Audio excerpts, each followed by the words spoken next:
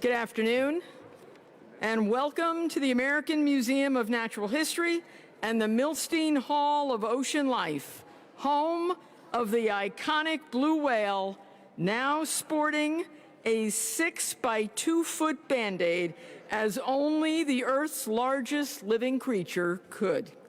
Dare I say that the Band-Aid is significantly taller than I, though definitely not as tall as our mayor, who will be my pleasure to present in a few moments.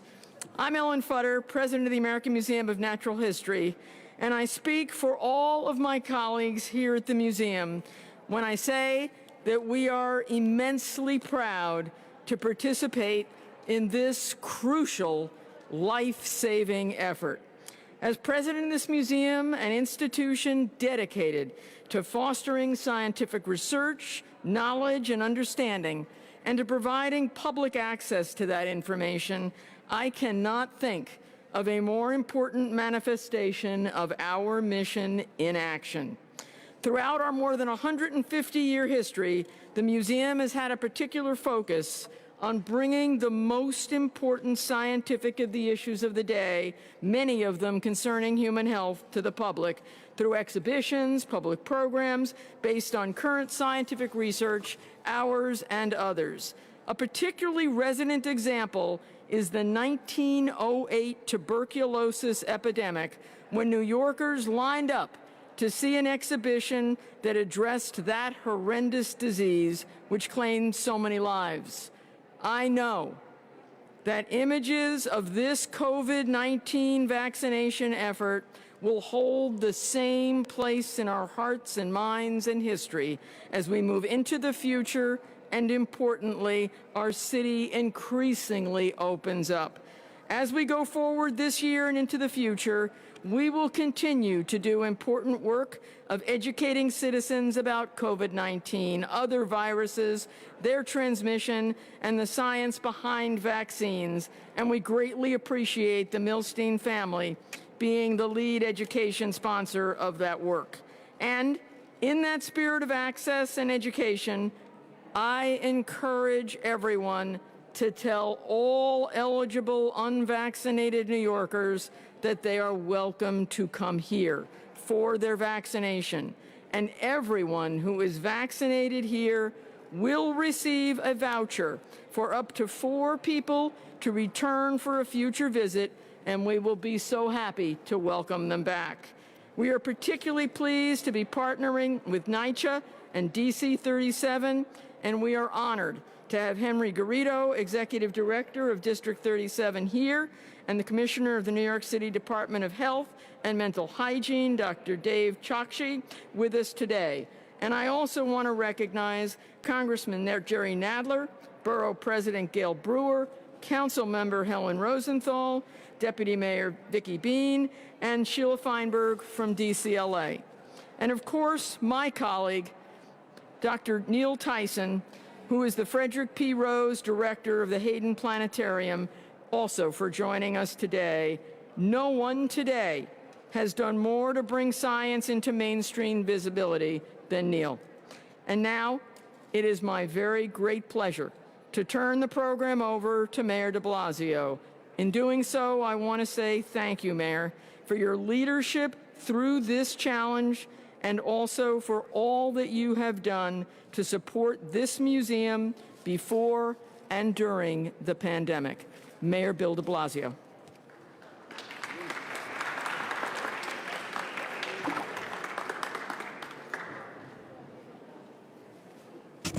Ellen, I am removing the additional height. There's going to be a lot of height references today with the whale and the Band-Aid and everything. But Ellen, I am so appreciative to you. You've been an absolutely amazing partner to the city in so many ways. And you have, in my view, a people's sense of this museum. You think of this as a place for everyday people. You have done so much to open it up to all the people in New York City. This is one of the indispensable places in this entire city, and that's saying a lot, because a city full of magical places, magical experiences, this is one of the must-dos. But you've made it a place for everyone, and I really want to honor you and your whole team for that. Also, Ellen, where the heck did you find that Band-Aid? That is not available in stores. Okay, I just want to say. We have an exhibition. Yeah, is there like, you could go look in the pharmacy for a long time and you will not find that Band-Aid, but I'm glad you found it for this whale. The whale needed it.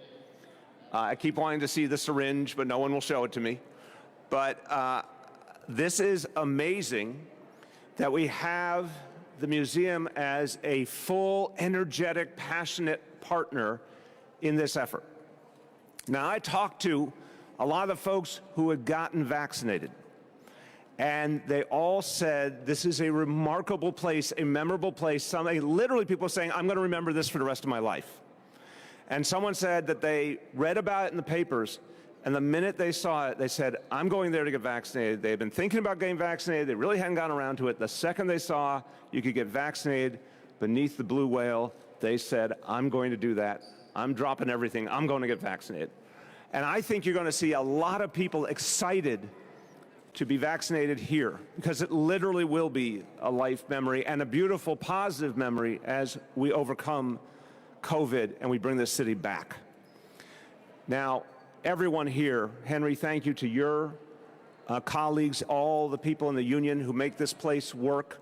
Everyone here has contributed to this environment. The folks here, the vaccinators, they're doing this because they really care, they really believe in it. And they know this is going to be a special experience for folks. But I want to go and say the museum then went the extra mile. I need everyone to include this in your reporting, please. You get vaccinated, you get a voucher for 4 general admissions for free to this museum. So that is the kind of offer, the kind of opportunity I think is going to cause a lot of people to want to come here, get vaccinated, be safe for themselves, for their family, for their city. Very generous that the museum's doing this, and it's going to make a big difference. So you want to come to the museum, you want to bring family, you want to bring friends who are visiting, here's your chance. Come get vaccinated for free general admissions once you do. I want to thank the elected officials who all have been incredibly supportive as we've been fighting back against COVID.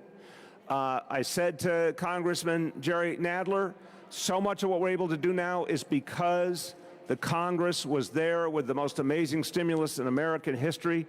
Congressman Nadler, you're one of the most important members of the House of Representatives. Thank you, you and your colleagues, and Speaker Pelosi, for all you've done. I want to thank the borough president, who, as everyone knows, is omnipresent and has been out there making sure people get the help and support they need during this crisis. Thank you, Borough President Gail Brewer. And Council Member Helen Rosenthal joined me this morning in our press conference. Thank you, especially because you've been supporting our nonprofits. We just announced a lot of funding to help community-based nonprofits that have been in the lead protecting people during this crisis. Let's thank the council member for that. So everyone, this is historic by every measure. We've never had a crisis like this, but we've also never had amazing solutions like this. We've never had things like this where people created something we couldn't have imagined in our lives. And it's exciting because it's just that incredible New York spirit. No matter what's thrown at us, we're going to find a way to fight back. And we're going to find out a way to do something smart and creative and exciting and vibrant. That's what we do in this city. That's what you see right behind me now. It's amazing looking down. All these people helping their fellow New Yorkers. And I want everyone to know, when you come here, you will have a great experience. You will have a memorable experience. You will have a whale of a time. Whale of a time. That was good, Jeff, wasn't it? Whale of a time. That was today's contribution. Yeah, okay, Henry's not laughing at all. Okay. I would now like to welcome to the stage. No, I'm not doing these anymore. I'm not doing these. We're better than that. Alan spoke about the work of Neil deGrasse Tyson. And I want to say, Neil, you've been laboring in the vineyards for years and years, helping Americans to think about science, care about science, understand it, make it accessible. I don't think you possibly could have imagined how important your work was until the pandemic came along and we saw this nationwide discussion of whether we were going to make decisions based on science or something else. And every day, and I want to thank Dr. Dave Choksi, because every day we talk about the decisions we have to make, and we start with data. Imagine that. We start with data, we start with science, and that's what we're led by. And you've helped this whole country to realize that power. And I think one of the good things that will come out of this crisis, I hope, is a new appreciation for a devotion to fact and a devotion to science. And you've been one of the leaders for years and years. My great pleasure to introduce Neil deGrasse Tyson.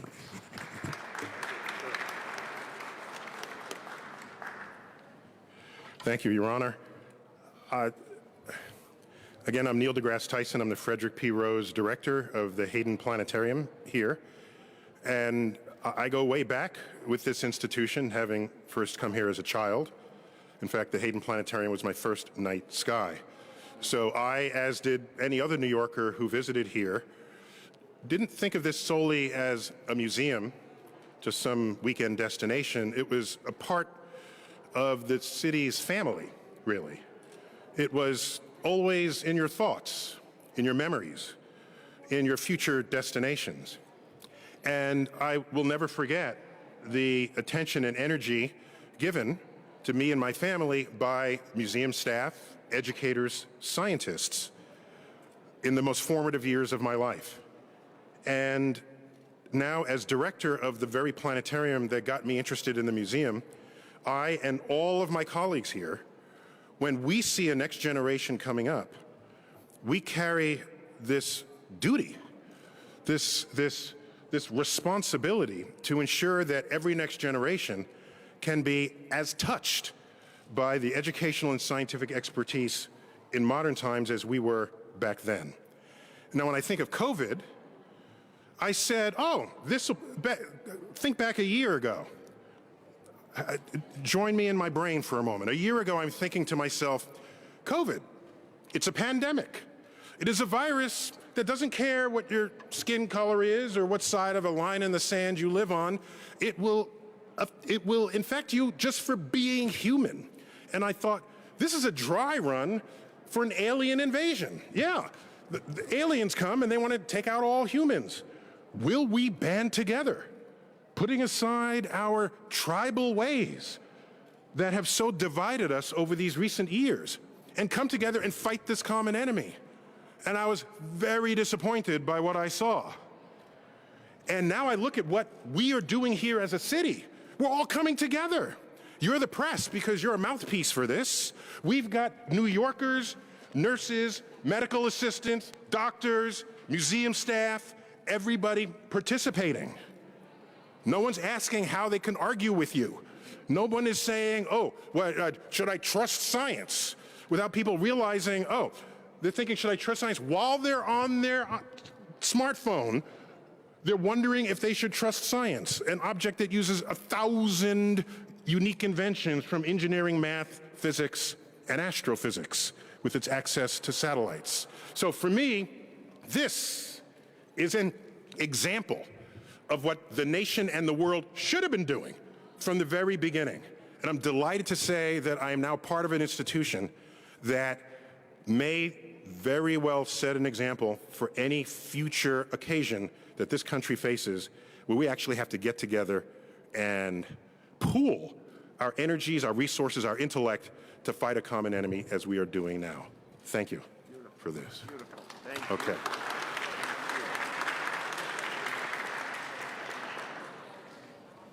Neil, there you go. Thank you so much. That was powerful. And you're exactly right. That's what's happening here. And it's happening because of the incredible efforts of the people who do the work every day in this museum and want to help their fellow New Yorker. And it's also happening because we believe we've got to protect working people, the folks we depend on. Henry Garrido has said from the beginning to his members that we need to be there for them and that they need to get vaccinated for their families and for each other. And that kind of leadership helps because when people hear from the trusted voices in their lives, that's what moves them to get vaccinated. more than anything else, and we've learned this, Dr. Choksi and I have really pored over this question, what motivates people? The number one thing that motivates people to get vaccinated is the trusted voices in their lives. And so it's really important that the leader of the largest municipal union has set such a great example, encouraging his members and making it easier for them to get vaccinated, and they're playing such a crucial role right here. My pleasure to introduce Executive Director, DC 37 AFSCME, Henry Garrido. Thank you, Mr. Mayor, and good afternoon to all of you. Let me just start by thanking the Mayor, Helen, and all the elected officials that are here that have made this possible. And I just want to set the record straight that the Band-Aid on the whale was as a result of the second shot that we provided, and that it was administered, the Band-Aid, not the shot, by one of our members who is here. If Helene, where are you? Could you come up here, please? Yes, her as well as Ruth from our members are representing the many DC 37 members who work here. There you go. Let's thank her for the work. Now, I want you to know something, that even as the museums were closed, she was here every single day since April, making sure that the exhibits and the pieces are curated, as so many of our members who are here. Oh, okay. You want to introduce yourself? Oh. Go ahead, Celeste. My name is Celeste Carballo, and I'm an exhibition preparator here at the museum. Ruth? Thank you, Celeste. My name is Ruth Salas, and I am a museum specialist in vertebrate zoology. Thank you both, and thank you to the many DC 37ers who are here, providing security, maintenance, training, organizing, and education to the many New Yorkers. As of today, 34% of city workers have been vaccinated. Thank you to the partnership with the mayor's office. We would like to see that more closer to 60%. We do that because we would like to protect the lives as New Yorkers come back more and more to whatever normalcy will be in the new reality that we live in. But I want to take a moment to thank, above all, the members of DC 37, the workers who have been deemed essential, who have been now being called heroes. You know, if there's something, a positive bright light, if you can take one from this pandemic, is that those workers who were essential from day one, before the pandemic was here, that were heroes before that the pandemic was here, were finally recognized for the work that they do every single day. More than 200 of those DC 37 members pay the ultimate sacrifice with their lives. They passed away with COVID by providing services to New Yorkers when everybody was scared and staying home, and we owe them a debt of gratitude. We owe them to fight for those who are still here, and we want to protect those who are there. On behalf of them, on behalf of the 150,000 DC 37 workers that provide everyday service to New Yorkers, we want to thank the mayor. We want to thank everyone for the protection that's here. I would say this. I'll end with this. There's an old Chinese proverb that says, you could curse the darkness or you could light a match. In our case, we're lighting a match with this center under the whale. Thank you very much on behalf of DC 37. Thank you. Thank you.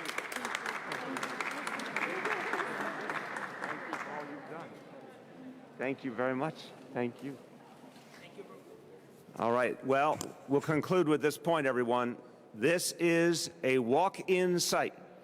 So any New Yorker who is not yet vaccinated, wants to experience the magic of getting vaccinated beneath the blue whale and have a lifetime memory, come right over here now. It is walk up. You will get vaccinated. You will be safe, and you'll be a part of history. Thank you, everybody.